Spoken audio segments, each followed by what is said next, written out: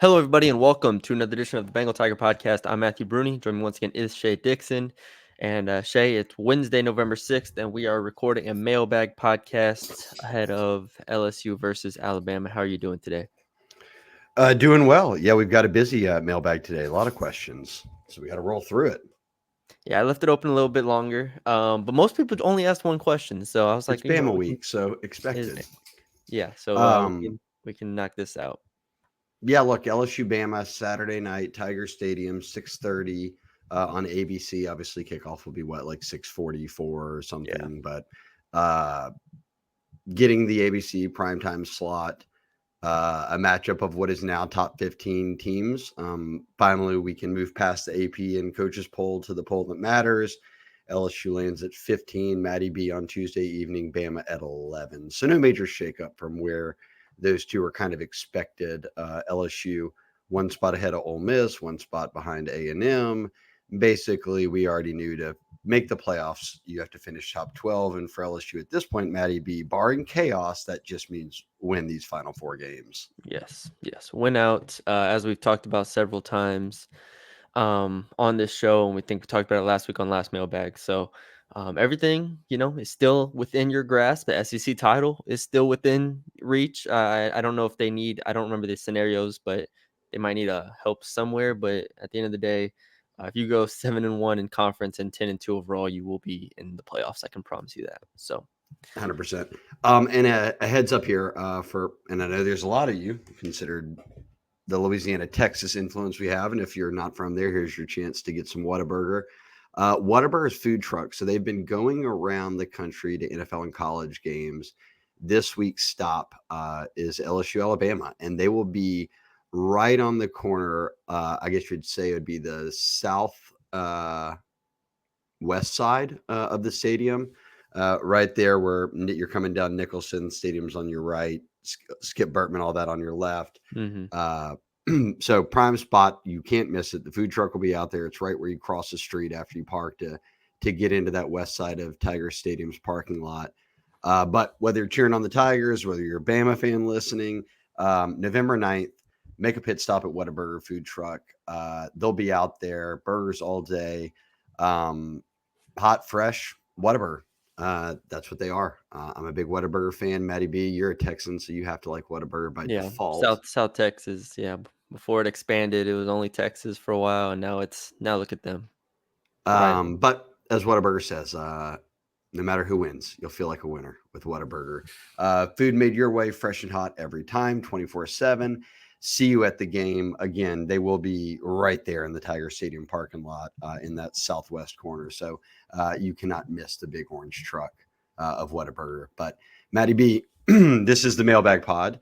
This is questions exclusively from members of the Bengal Tiger. They jump in and ask these questions once a week to you in the Mailbag thread. As you said, you left it open a little bit for Bama week. They never know when it's coming. It could be Monday evening, Tuesday, Wednesday. But Got to be on the board. this is why you got to be on the board. But Matty B opened the thread. We've got the questions. Let's get it rolling. Mr. Virgo 910. Biggest reason LSU will win on Saturday. Matty B, LSU is 2.5-point underdogs at home. Is that correct? I believe so. Is where the line has been at. So the expectation is Bama wins. I think that people consider Bama maybe to be a tad better than LSU. But again, I was listening to a number of shows this week, including Andy and Ari here on 3, and I'm kind of with them. Like, if the Bama that showed up against Tennessee and Vandy shows up, they're going to get beat. If the LSU that played that second half or half of the third quarter into the fourth quarter against A&M shows up, they're going to get beat. And I don't really know which one of these teams shows up in what sort of fashion. For me, biggest reason LSU will win is if they stop Jalen Milroe from running all over them. Yeah, I think that's always a good place to start with Milroe, especially considering what we saw against Marcel Reed. I'm not sure how much Alabama will do like designed runs, but obviously his scrambling ability is what beat LSU last year, really. God, he ran for what, 160, 170? Yeah. It was a I mean, Jaden. when you've watched enough Bama this year, do you believe in this narrative that can be simplified by saying that Kalen DeBoer coming from Washington is trying to turn Jalen Milroe into Michael Penix, which would mean a pocket passer who sits back there instead of letting Jalen Milroe just go run and do his thing. I definitely think there's something to that. I think there's he went into this season and early on, I think even up to the Georgia game, through the Georgia game, really, he had kind of done so. Milroe was looked really sharp throughout those games, and I understand the Georgia game was completely a tale of two halves, but still, I think he was a lot really efficient in there. And then all of a sudden, it just dropped off. Like Vanderbilt, he was not terrible, but he wasn't good. And then South Carolina, Tennessee, and then he did bounce. I mean, he had a decent game against Missouri. I think I was looking at it yesterday. Like his QBR was very average against Missouri. So overall, it's been kind of hit or miss. He's not the passer that Michael Penix was, obviously, and he is a runner. So I do think that they should, in theory, have more quarterback power, quarterback option type plays where he can run, but they've kind of just, like we said, Even turned him then, into. though, LSU brings this havoc, right? Like I'm also speaking on to when he feels the pressure and then he runs like Hmm. I'm off, and that Yeah, he can pick up 15, 20 easily. And for a team that is hit or miss tackling, he's a big guy to bring down. yeah, Look, exactly. and they have faced Sellers this year. They faced Talon Green. They faced Dart. I mean, I'm trying to line out quarterbacks who can move, who Oh, also are varying yeah, degrees of size. So Jalen Miller is a big guy who can move fast, but they have faced some of those types already this year. yeah. So um, it's definitely a concern. It definitely is. Is that your big reason LSU would win is stopping Milroe's run game? It's definitely one of them. If we went through all the keys of this game, I still think LSU, which we've talked about it 100 times, we're gonna keep talking about it. LSU has to be able to run the ball offensively. Like that's just at the end of the day, I think there are enough question marks, and we'll see. Do we know CJ Daniel's status? Is he out for certain? Brian Kelly is not said. I do think that's Yeah, obviously such a key piece, but we shall see on that yeah. end. So even if, obviously, if we go into this game assuming he's unlikely or questionable, CJ Daniels not being 100% there, further limits your wide receivers' playmaking and comfort level on the outside. I think it would just, once again, you would fall into the situation you were in against Ole Miss, the situation you were in against Texas A&M, where Garrett Nussmeier would have too much on his plate and it would not be good, right? You don't want him throwing the ball 45 plus times. You have to find semblance of balance and be able to run the ball in a traditional sense. So I look at that as being one of my keys for sure. It's a nice segue. Rustin97 asked over under on 14 and a half rushing attempts for Caden Durham on Saturday. That would be LSU's breakout freshman running back. Matty B in SEC play. He broke out in that South Carolina game, 11 touches. But then you go to Ole Miss, 12 for 37. Arkansas, 21 for 101 and 3. He was our player of the game that week. Yeah. And then A&M, when we know he was banged up, 11 for just 15. They couldn't get anything going on the ground there. Over under on that touch number of 14 and a half, and what you consider, and you just laid it out, the reasons being one of the keys to success for LSU. I lean over. The only reason maybe he doesn't get, to 20 or anything like that is if, Josh Williams, I think will get some carries still. They trust him in this. I mean, he had success last year against Alabama. I think You'd have there to is, be up to get to 20. Like they yeah. were up on Arkansas and he hit 21. Yeah, so they'd have to, be running the ball to kind of wear the game away, or like you said, have a lead and try to control the clock a little bit. It's when LSU gets down or things start to spiral, like they were down against Ole Miss the entire game. They trailed against A&M late, and they felt that game falling apart. So they do need to be comfortable to run the ball. But ultimately, I think he can get to 15, 16 carries. I just think that they're going to have to rely on him to try to make some plays. The next question, and I'll go over on that. I think he maybe settles in at 15, 16, Yeah. but and I think that could be part of the game plan if he's healthy, is that try to get him involved early, try to move the sticks in ways that aren't just throwing the football, and maybe run it with enough success to where you're not behind down in distance wise. more often than not, which when you're not running the ball well and passing game isn't bailing you out, or you have drops, Matty B, or you get holding calls or false starts, whatever it is, you can back yourself up quickly. Yes. But I'll go over barely. C Money Case, is Joe Sloan going to East Carolina as LSU's OC quarterbacks coach, who obviously is tied into Bryce Underwood in this recruiting class, beyond just the team. That is his alma mater. I will vote no here based off everything. And look, he hasn't been offered the job. We don't know at this point who is going to replace Mike Houston. I think that Joe Sloan's name is getting tossed around there largely because he's a grad and that LSU's offense has been very good the past, 2 years. Yeah, I don't have anything really to add on this, I but don't think it I don't feels think he's like going to start. I don't it think he's going there. it would take a bigger job than East Carolina. No offense to East Carolina. It would take a bigger job considering what he has coming in Bryce Underwood and the situation that I mean, let's not act like he's not being compensated very, very, very well by LSU. So I think it would take a much bigger job than East Carolina. Yes, that is the other thing to point out. He's already making a nice look, and East Carolina's coach is going to make $2 million or more dollars. Yeah, for But sure. here's the other thing: we don't know.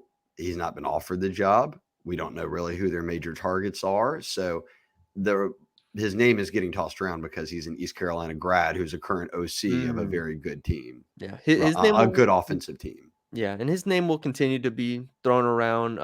I just don't know what the highest level that it will be thrown around at. It like East Carolina makes sense.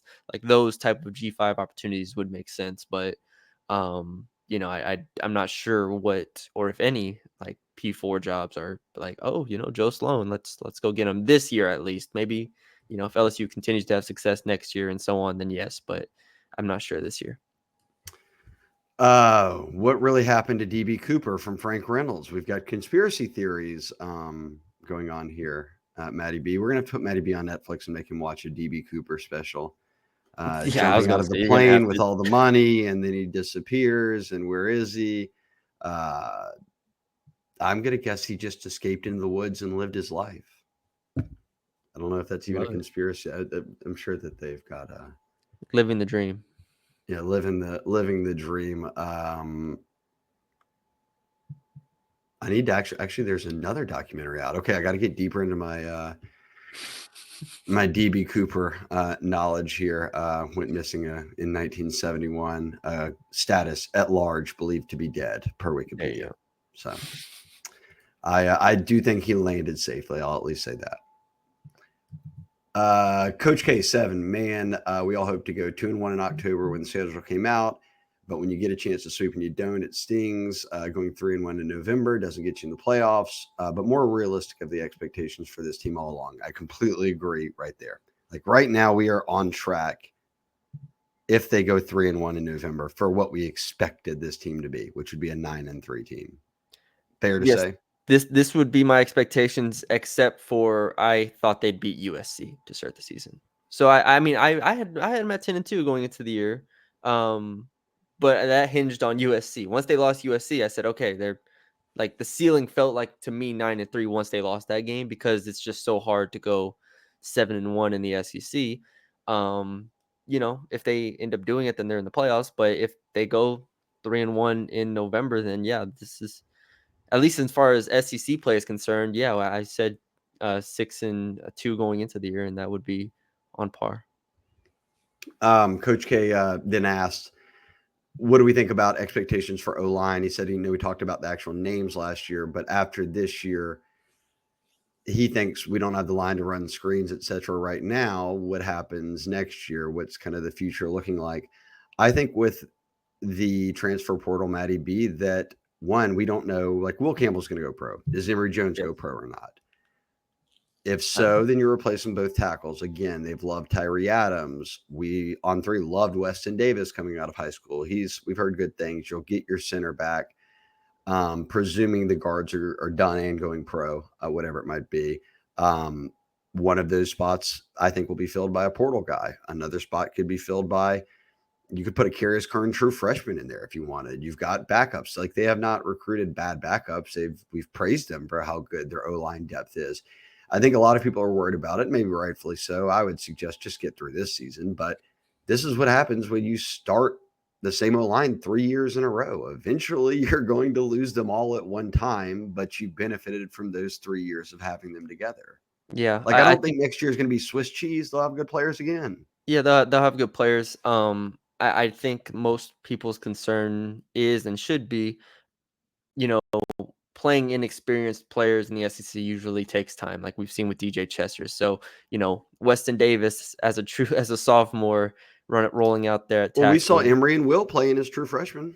Yeah, it definitely to me feels like an exception more than the rule. Fair, but But I'm just saying I wouldn't press the panic button knowing we for were sure, in this but spot a we few both years agree, like, ago. they're gonna go get maybe one portal starter and then maybe one portal guy to compete back up or, compete for a job. Like, I personally think they go get 2 O-line portal guys just to compete. Like, I'm not saying Well, that it's the same thing that they did when Emory and Will were exactly, starters as true freshmen. exactly. Miles Frazier came in, and then they had the guy from Tennessee State or East Tennessee, what was his Yeah, name? um, Played a little bit, that's a and pool then right there. No, yeah, you're right. but yeah, that was what they did that year. They had 2 guys, and Frazier was the one who won the job, and then, um, the other guy didn't play very much, played a little bit, but not much. But I could see that happening. Grab 2, have competition. And he said, does that factor into Nuss's decision to go pro or not? I think ultimately Nuss's Tremont decision was Shorts, Tremont that's his name, Shorts. Tremont Shorts. I was There you like, go, Matty B. I think Nuss's decision to go pro will be separate from that. I mean, because then you're starting to factor in receiver. Well, who are my receivers? Who are this? Who are this? So I think you're weighing a lot more than just O line. I think more so you're weighing his own personal development way beyond what he's thinking about anything else. My yeah. opinion. No, I agree. I agree.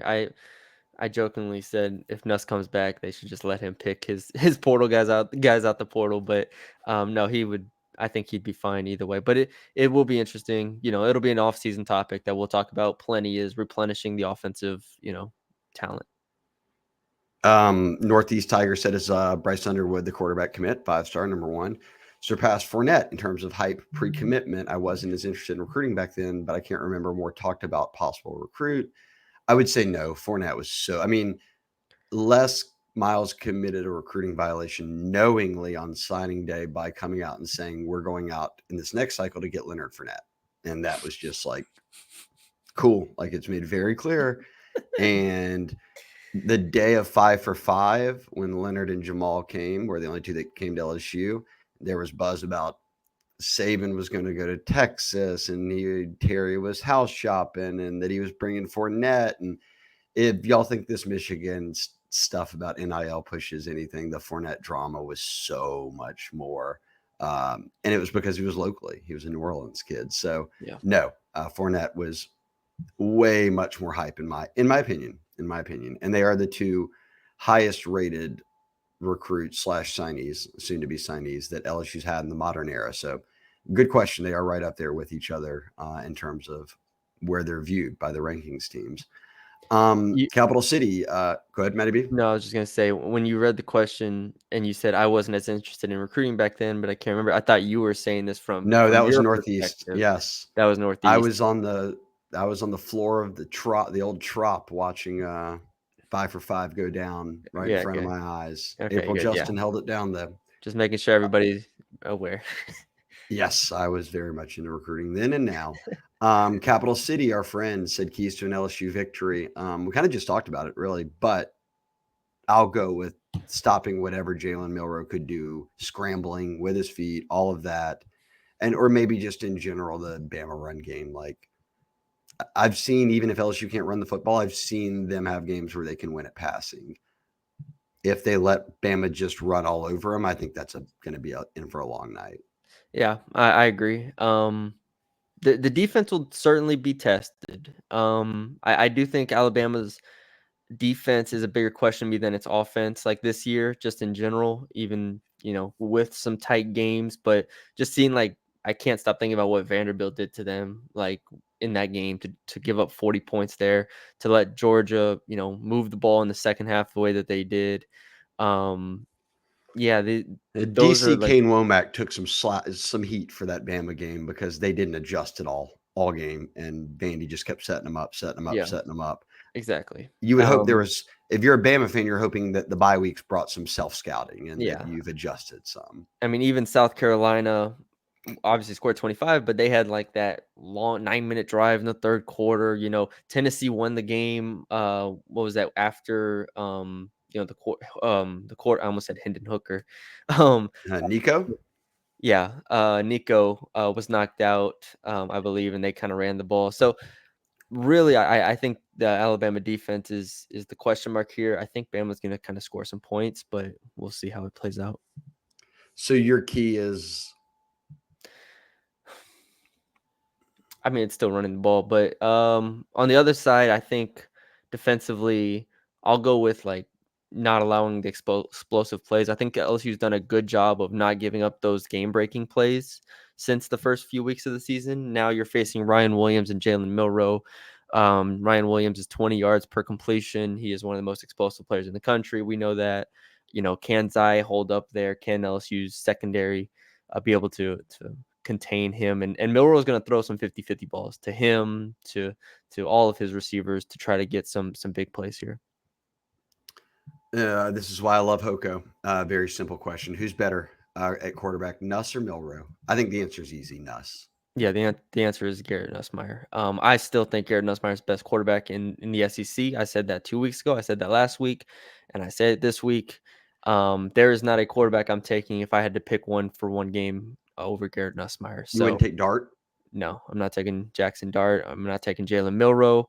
I'm not taking Quinn Ewers. I think this is a very, very down year for SEC quarterbacks, but that doesn't mean Nussmeier's a bad quarterback. I think Nussmeier's the best of this group, and I think that he's going to have a really strong end to the season. And South of 40 also asked if Underwood, or no, excuse me, I skipped Cool. right past that. South 40 asked, is the game plan to keep Milroe in the pocket, not hurt us too much with his legs? Obviously, we've talked a bunch about this over the past 20 minutes, but For sure. I would think that would be a game plan. I think that probably that would mean keeping him in the pocket. I often think of spying or, different things like that. I think they're coming after him. Like Hmm. Blake Baker is blitzing on everyone, whether you can run it or not. So that's what my goal is: get to him and not letting him escape and then scramble for 15 yards. I include this in my story this morning. Milrose has had 3 games where he's taken 3 or more sacks, and those have been by far his worst games of the season. So, um, yeah, I definitely think getting to Milroe and not letting him extend plays and run is probably the most important thing about for this defense right now. He then asked if Underwood was a dual threat quarterback. He is. And they're letting him run as a senior. They didn't really prior, but boy, he can. There's some clips. We'll post more to the board as the season goes on and he posts more, but I'll dig some up of him. He can glide. He's Jaden he, Daniels type, if you want to just let him go. So, yes, a true dual threat quarterback. He is. He's very much a Jaden Daniels type, but he will sit back there and sling it all night long. He's got an incredible arm. So, will be, and so does Daniels. So, will be interesting to watch once if they get him signed and then once he's in purple and gold. Go Tigers 5280. He had one on offense, one on defense, but he said, look, for those that don't have a great understanding of run schemes, what is the issue now 2/3 of the way in? Is it personnel? Is it that it's not enough outside runs? Do they not move the O-line enough? He just said it feels like they just run a lot of inside zone plays and they don't really ever go anywhere. We've tried. I mean, you've watched all the film, Matty B, so I'll let you go. I think that my take is just that they're not a very good run blocking team. I don't think, like, hat on hat, they are better at pass pro than they are at run blocking. They don't have any Anthony Bradfords. They don't have any, name your Damian Lewis, your big guards that can just move people. yeah. Especially with Garrett Dellinger out Who now. who is your best run blocker? Who I consider to be the most physical.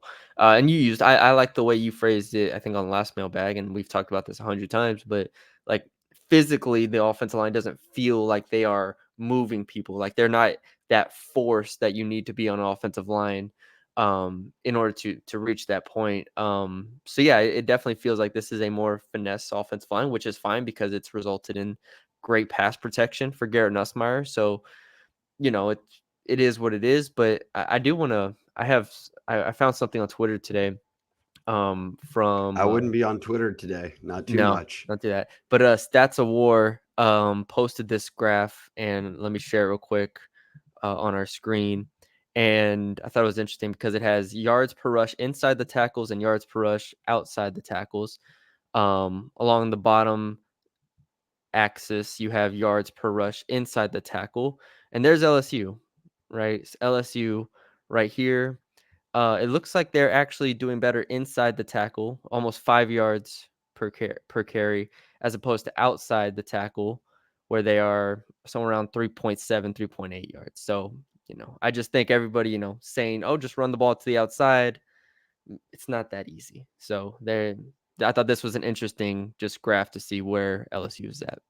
The quickest path to yards is straight ahead, just Yes, go right there. forward, go forward. I think I do. I think it's just they're a better pass pro team, man on man, than they are run blocking, and that's just what it kind of feels like to me. For sure. Defensively, though, he said, what's more important, the secondary, the pass rush, or quarterback spy? He said, I like the pass rush, but versus A&M, they seem to get up the field past Reed, which could be a problem versus Milroe. I don't think that. I don't think that's necessarily true. I think Marcel Reed was designed quarterback run. Like You tried to combine two quarterbacks into a mega quarterback, Jalen Reed. But yeah, Milroe is going to be a lot more of the conventional in terms of drop back to pass, and then if nothing's there and the pocket collapses, then he's Well, running. that's what DeBoer and them want him doing. Exactly. So I don't know they if that feeds to his strengths, but that's what they yeah, want him like I don't doing. have the numbers in front of me, but if I feel like we both and have watched a ton of Alabama games, I feel like I've seen every game. I feel like I've seen all of them, but I did not watch all of the Missouri one. I turned that one off fairly I can quickly. sum it up. Ryan Williams is down there somewhere.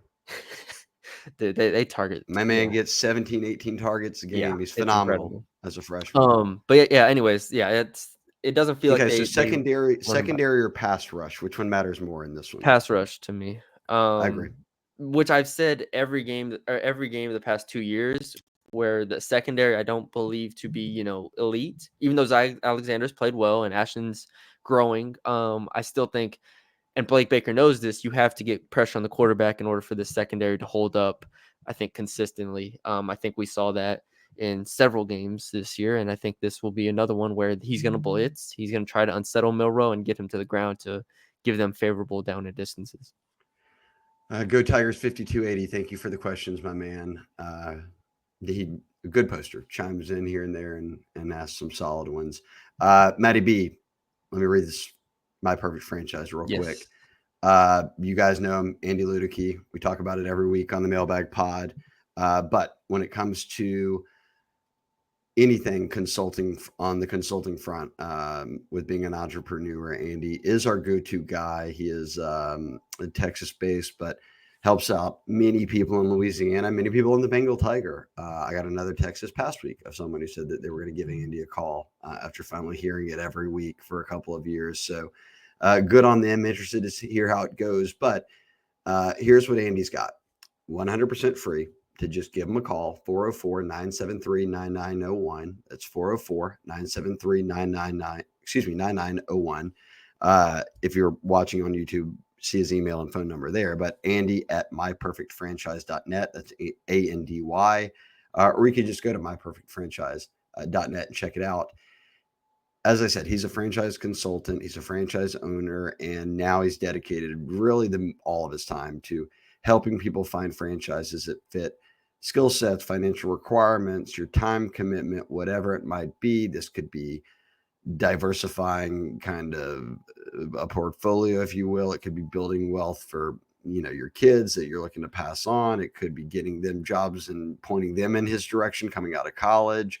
A side hustle if you've only got a little bit of time.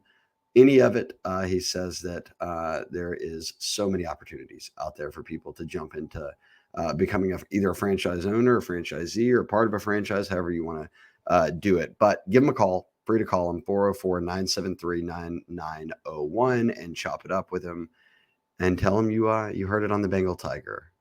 Maddie B. The next question is from Mitchapalooza. Who is Bryce Underwood recruiting to come to LSU with them? Well, most of LSU's class is done. They have Yeah, it's 27 signees or commits, I should say. But I asked Bryce about this when it was in the heart of the wide receiver chase, and mm, LSU was going after all these wide receivers. And I mean, I could go find it, I'll paraphrase it, but he said, I am recruiting nobody.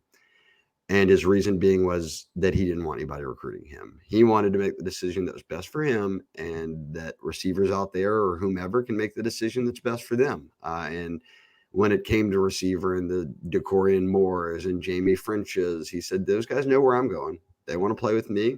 I'll be there. If not, I don't need to get in their head about it and kind of try to influence things. So he is, for a kid who doesn't even turn 18 until next August, he's light years ahead of us, Matty B, in terms of just a good head on his shoulders and not saying, hey, look, I'm promising the world I'm going out there and getting every 5-star. He just says, hey, look, I know where I'm going. I'll let everybody else figure out where they're going. And LSU has a top 3 class. So pretty solid job for what they've done. And look, I can promise you, he's in group chats and all that. He talks to all the committed guys. So recruiting is going very well there.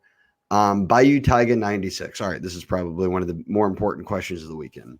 yeah. How concerned are you with Paul Mabenga, second-year player, has never started a game, stepping in for Dellinger, who has started at every position on this team, guard, center, tackle. He's got well over double digits, 2-year starter in a row, 3 years of playing and starting, and now he's out. And you don't have Tyree Adams, who is your number one backup. So this is your 7th man. How concerned are you at playing your 7th man at left guard in this game? I mean, on a scale of like 1 to 10, probably like a 7, somewhere around there. Like I'm not completely panicked, but I do think it is substantial, It especially is. against an Alabama team that we know has talent. Even if I don't think the defense has been great, I still think they have talent. Well, their Clearly, D line's not the D line of old with no, Bama, right? Like they have faced A&M, South Carolina, Arkansas. I mean, they've played some yeah, D lines already. exactly. Like I would say they've probably played at least three of the top 10 Ole defense lines in the Miss, country. Yeah, Ole Miss, between Ole Miss, South Carolina, and A&M, they have A&M, played yeah. 3 of at least the top 10, maybe like 3 of the top 5 defensive lines in the country. So yeah, you're not facing that, even though we know they are talented. But regardless, I think there is a concern from I don't want to say an assignment standpoint, but like I think even with LSU's shortcomings on the offensive line, like you knew you could trust Garrett Dellinger, you knew you could trust the Campbell, Emery, and I think even Miles Frazier. Like that continuity mattered. When you replace him with Mabenga, who this will be his first career start, like now you're going into uncharted territories in a game that you have to win. So now you have DJ Chester, who was like, okay, you have one unknown commodity in this offensive line. Now you have 2. And so I do look at it as being substantial. Again, do I think it will determine the game? No. But I do think there will be some situations where we're going to be like, okay, Paul, like you have to make this block. You have to make this, reach block, get to the second level, do something here, and we'll see if he's able to do it. It's a big task for Brad Davis here. Um, I'll skip real quick to the next one so we can Go stick to ahead. this O-line thing, and I'll go back to Nola fan. King Reese says, why don't we move Eccles to center? He's the backup center for DJ Chester and let Chester play guard. For me, I think that's now you're worried about 2 positions instead of Yeah. just one, and one of them is the one who snaps it, which is where you're already having As a true issues on freshman, the road with DJ Chester as a second-year guy. Now you want to put a true freshman in there. I don't think that would be a move that they probably even debated. It was, who's the next guy up?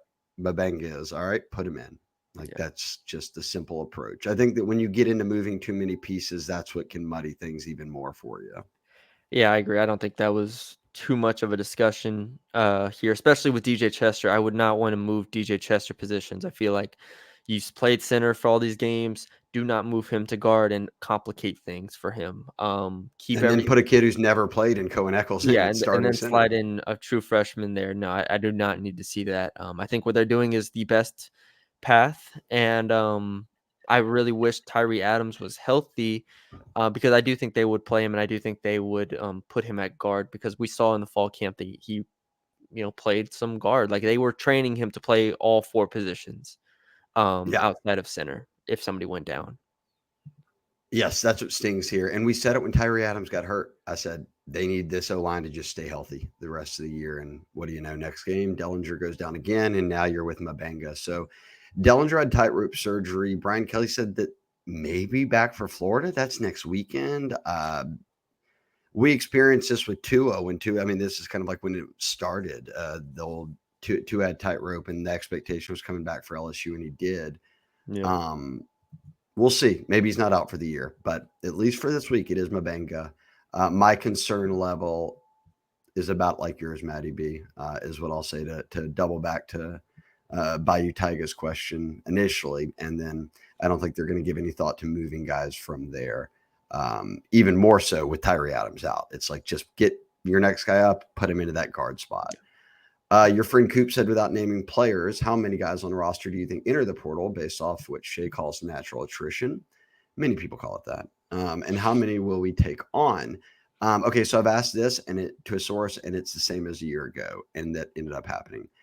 I think this is going to be routine. You're going to lose around double-digit guys to natural attrition to the portal, and then you'll get between 5 to 10. Yeah. Sound That's right to you, it. Maddie B? Yeah, it feels like it's going to be a cycle for like LSU and these teams in the top, 20 or 15 in college football. Like you're going to lose the players that don't play. You're going to lose some players that maybe want to move back to home or anything like that. And then you fill holes from the portal, but you don't go like super deep into the portal. Like you said, you go like 5, 6, 7 names in there. So I feel like that's the cycle that most teams want to be at, including LSU, and I think that's a good spot. I'm with you. And look, this is why they recruit Louisiana, East Texas border states, is because kids will stick around. Maybe if you're not playing because, hey, I am close to home, I'm going to stick it out, whatever it might be. When the McGohans of the world aren't playing and they leave, or not, was that his name? But McGohan, Yeah, Jackson McGowan. yeah, being a tight end, went to Wisconsin, but he's from up there. Like guys like that, if they're not playing, I would suspect that, hey, I can find somewhere closer to home, easier And for my family to see me, and I'll be playing. So yeah, I agree with you. I think they're in kind of a wheel now. That's a good one. Of you lose about 10, you take about 5 to 10, yeah, and lose double digits. You'll lose more than 10. yeah, and even with parity in college football right now, it's still a much better spot for a coach to be in as at one of these type of LSU schools than it is A million for percent. about I've 80% of the other country where I've said it um forever. Watch how it plays out. I think that LSU has with the portal era. LSU is at one of the biggest advantages because they already recruit just Louisiana yeah, kids. yeah. So a Like lot of portal kids leave because it's like, I'm going to go closer to home. Well, guess what? Louisiana kids aren't leaving. Like, Louisiana or LSU. unless they're going to Tulane or they're going to like Exactly. they're still staying close to home. Yeah, LSU is, in my opinion, just based off last year, and I think what this year could be and stuff. One of the best positions of anybody in college football to handle the portal. That doesn't mean it's going to be perfect. That doesn't mean that they're going to have some massive advantage here. But in terms of what teams are losing year over year, I think LSU is in a good spot because you can kind of predict it in some cases. NolaFan33 asked, what do you think LSU's largest advantage is and which Bama's largest advantage? I don't think he means point wise here. This could be cheating. And I think I brought it up on last week's mailbag pod, but let me be sure of it. I'm looking at the SEC standings. In run defense, Bama gives up 145 a game. That's third worst in the conference, only above State and Florida. So this is a team that has given up 14 touchdowns on the ground. That is the second worst in the SEC. Oh no, they've given up 8 touchdowns on the ground. That was LSU. They've given up 1,200 yards on the ground. LSU's given up about 1,000 at this point. I actually think that Bama's biggest advantage might be that LSU can't run the football.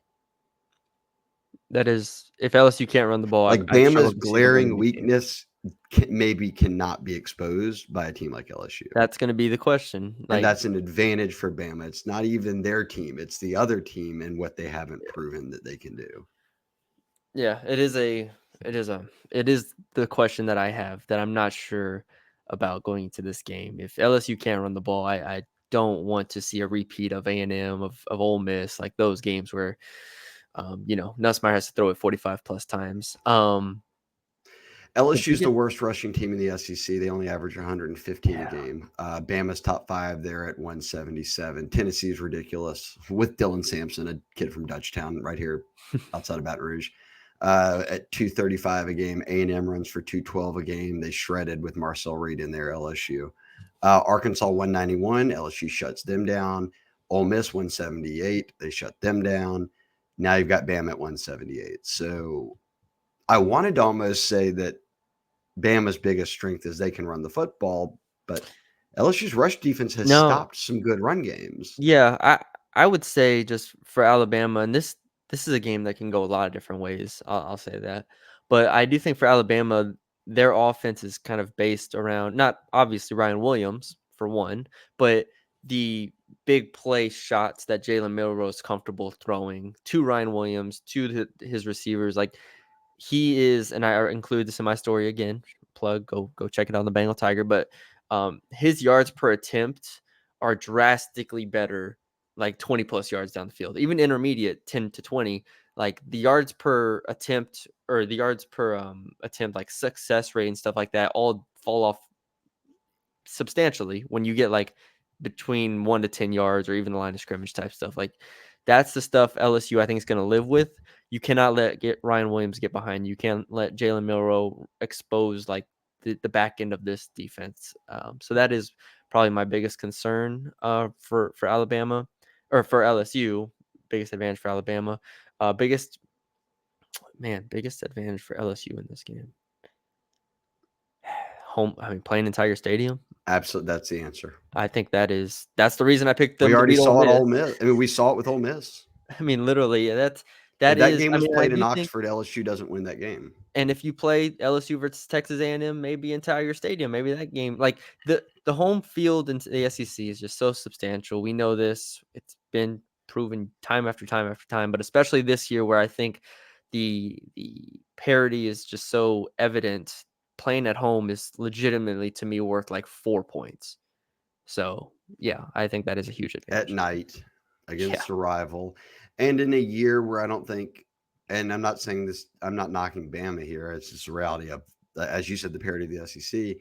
LSU fans aren't overinflating their team's worth, but they're also seeing a Bama team that they're like, okay, we could beat this team. So, like, let's go to the game. Let's stay in it. Let's Yep. stay for 4 quarters. That's not been the vibe of every Bama game you go to over the past 15 years where you're like, they're probably not going to win. Yeah. This So, is a game where I have no idea. I could see it going either way.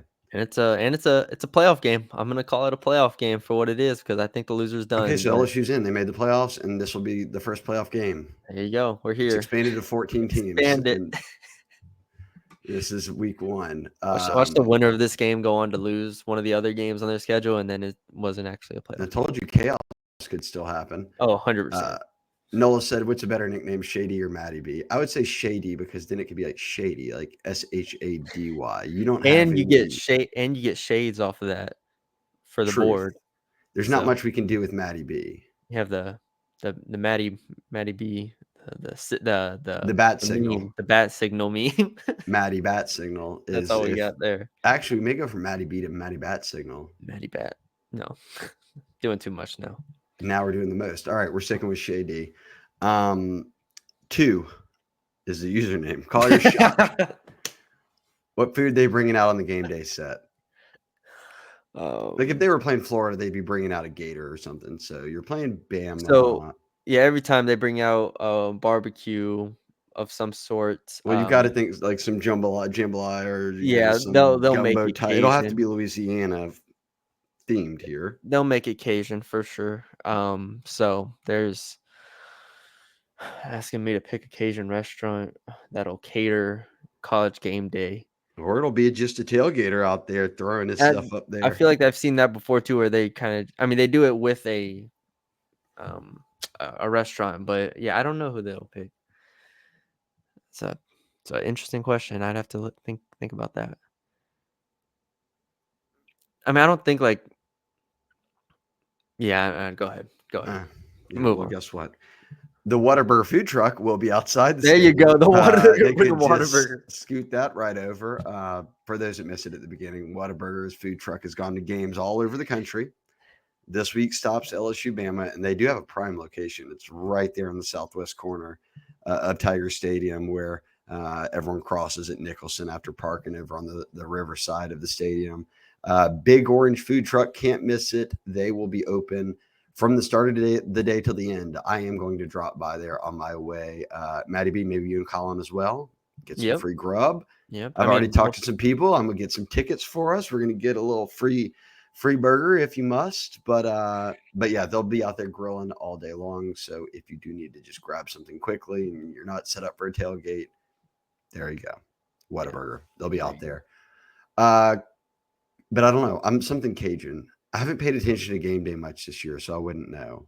Yeah, they just bring them out a big, probably like $400 worth of food. They just bring it to the table and they just start digging in just for the promo of the restaurant, basically. So The Saving Ryan's Privates asked, "Do you feel LSU will be able to stop Melrose running in the SEC this year?" They start, as you noted, in a tale of two halves, Georgia, but he went for 16 for 117 and two. That was the first SEC game. Next week, they lose to Vandy. He goes 7 for 10 on the ground, a touchdown. South Carolina game, they won by two, 18 for 36. That's 2 yards a pop. That's not good. He had a long of 27 in there, which is what makes up almost all of that running. But he had two touchdowns. Tennessee, they lose 14 for 11 yards with a long of 10. yeah, I think he took No 4 sacks in that touchdowns. game too, which again gets to our Yeah, point obviously of sacks are involved here. yeah, That's why I'm giving you these longs, long of 27, long of 10.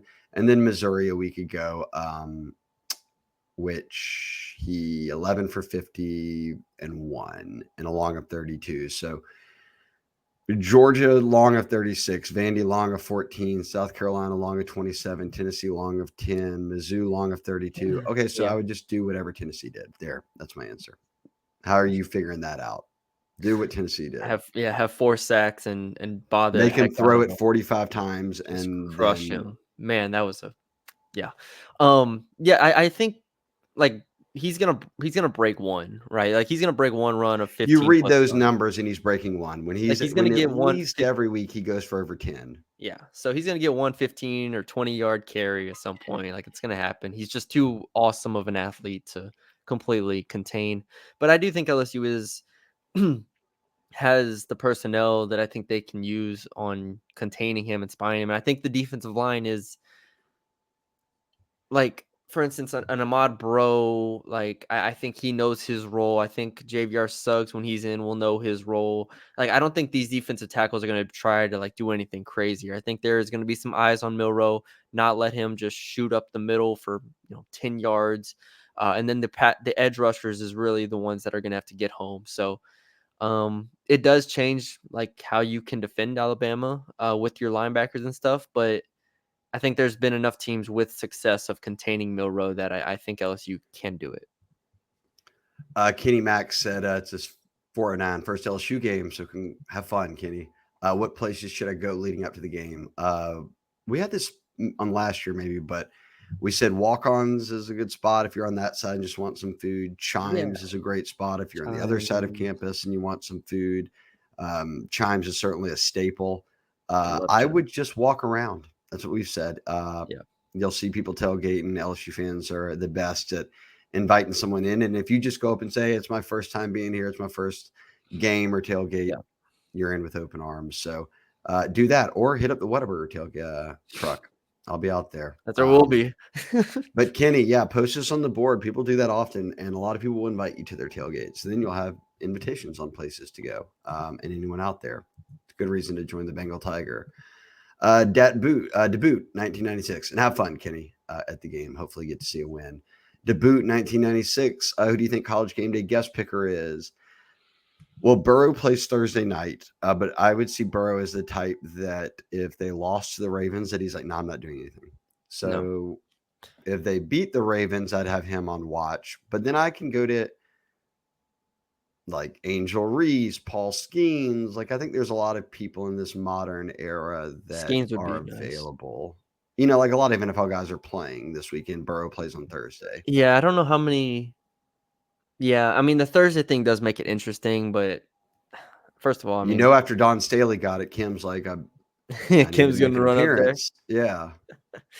Um, You got to pick. I'll y go if they win, I'll say that somehow ESPN convinces Joey B, which would mean they would have to like fly him in and fly him out yeah, and allow him that's to speak to nobody and like whatever. But tough. I'll guess Joey B. If not, I don't know. Maybe Odd I'm gonna guess Skeens Paul is a good Skeens. I'm guess. gonna guess Paul Skeens as my guess. He's well known enough now, I right? think, yeah, with his success, like, being an all-star and being incredible, um, yeah, and he's And he good, was on a like bad team, so nobody cared. Like, was a big rival of him or like hated him. So yeah, like all of baseball was like, this kid's incredible. and he's already been to at least one he was at the Ole Miss game, right? And then, like, I I think he's think been at every game yeah, I since think the he's season ended. yeah, I think he's always said LSU for, a reason there, so, yeah, I think it would be easy there. I'll go with Paul Skeens.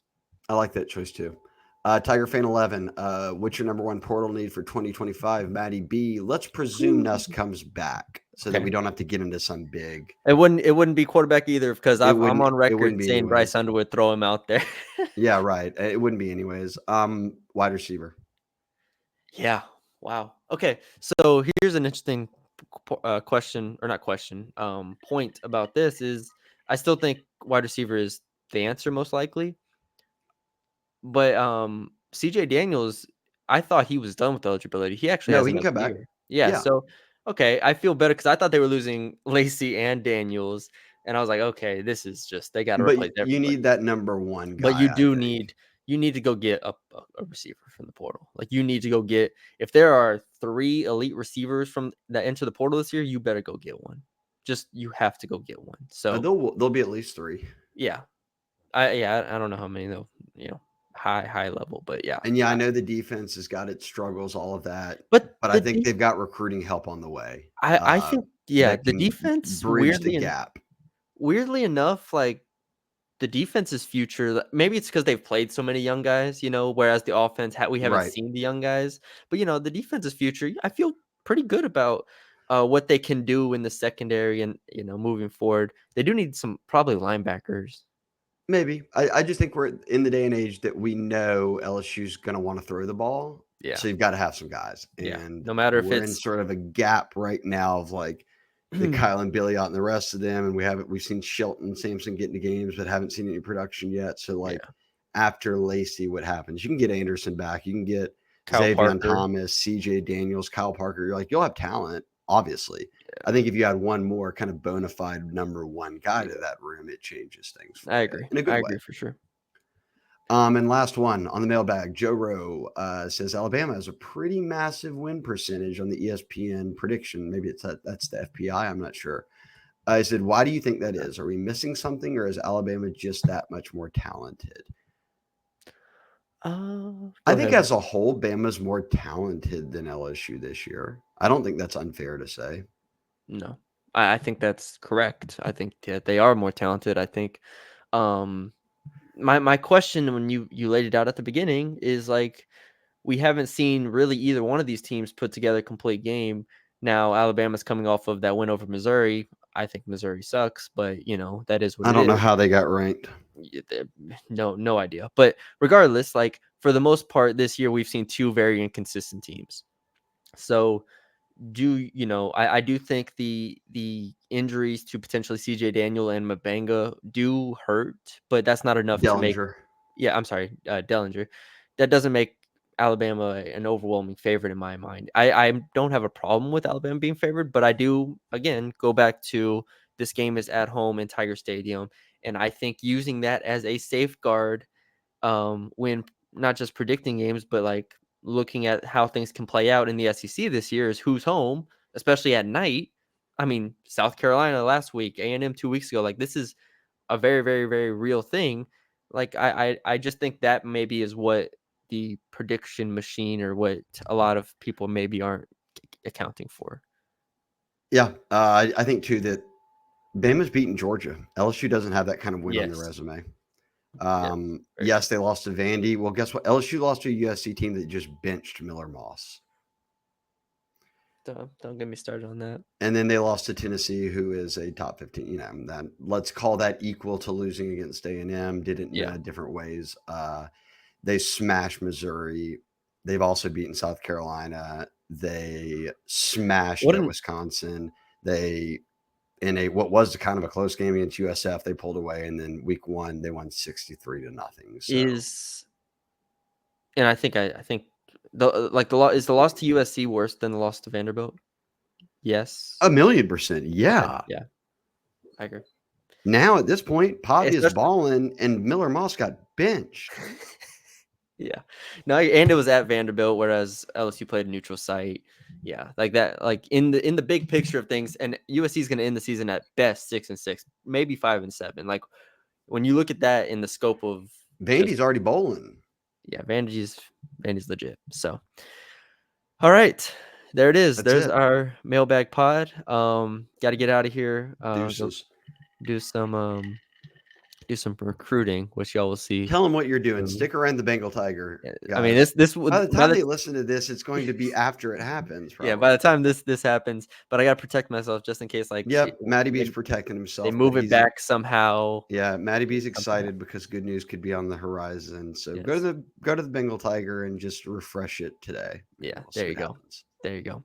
But yeah, that's all we got for y'all today. Hope y'all enjoyed it. We'll be back on Friday with the preview podcast. Yeah. Let us know what you think. Leave us a like, comment, share, subscribe, 5-star rating and review on Spotify and Apple. Billy and I dropped a recruiting pod yesterday. So I guess if you're on the Bengal Tigers page or Spotify or YouTube, whatever, just go to the previous episode. And that's Billy and I talking about Underwood and everybody else under the sun. Love it. Love it. So yeah, busy time of the year. We appreciate everybody joining us and subscribing to the Bengal Tiger on 3. And we will talk to you later.